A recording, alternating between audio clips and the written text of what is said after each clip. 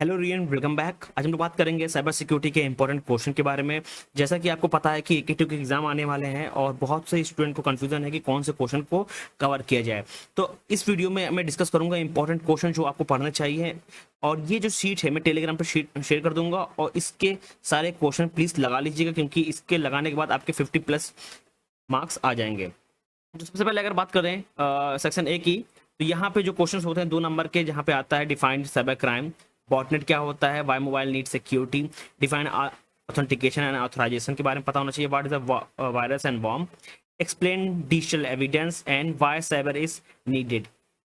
ये क्वेश्चन बहुत ज़्यादा इंपॉर्टेंट है। देन देखिए, मैं सारे क्वेश्चन को डिस्कस करूंगा जो 5 साल के साइबर सिक्योरिटी के एग्जाम में पूछे गए हैं। ठीक। देन आता है what is the difference between security and privacy, then what is the meant by the information security, what is the scope of cyber law, what is the important of data privacy, define phishing and give a common example, what is the chain of custody in forensic, what are the difference between the copyright and patent.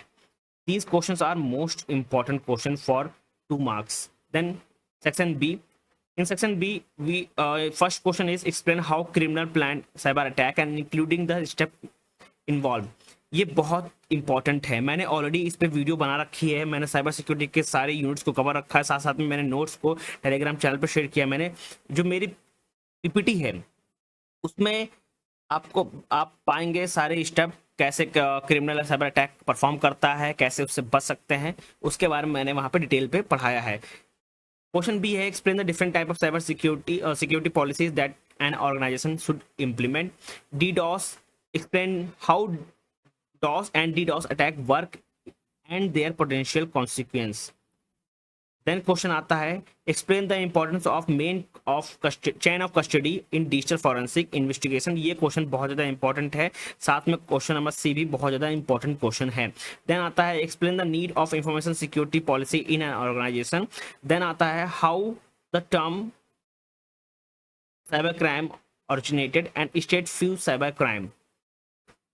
ये भी question बहुत ज़्यादा important है। Question number B की बात करें, explain wireless device with example, what are the security challenge faced by wireless device. ये भी क्वेश्चन बहुत ज़्यादा इंपॉर्टेंट यहाँ पे आता है। और सबसे मेन इंपॉर्टेंट जो हर बार पूछा जाता है वो है ये, explain 7 tool use in cyber crime. ये क्वेश्चन बहुत बार पूछा जा चुका है। देन आता है explain digital forensic life cycle, what is the need of information security policies. Now section C की बात करें, जहां पे पहला क्वेश्चन आता है describe the various social engineering techniques used by cyber criminal.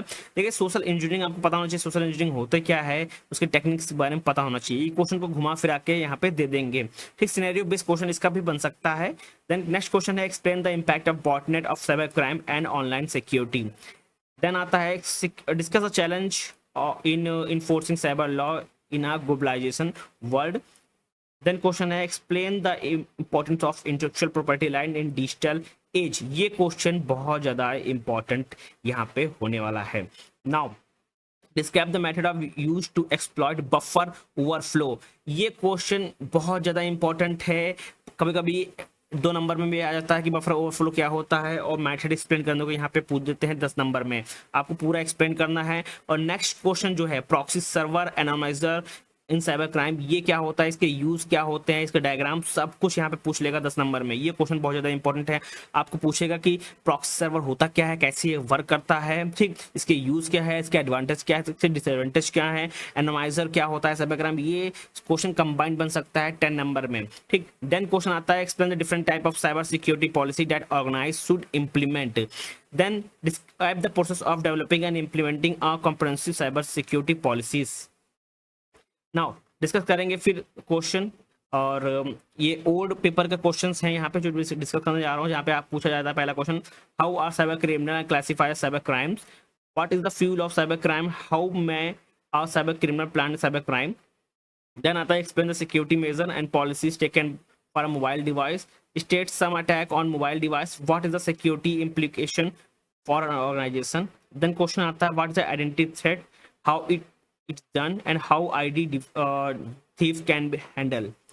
Then सबसे most important question, what is stenography, explain in detail. ये भी क्वेश्चन बहुत ज्यादा इंपॉर्टेंट है, आपको डिफरेंस बता देगा कि स्टेनोग्राफी में डिफरेंस बताओ, साइबर सिक्योरिटी में डिफरेंस बताओ। ठीक। देन क्वेश्चन आता है इसमें what is the email, and explain how email forensic can be done.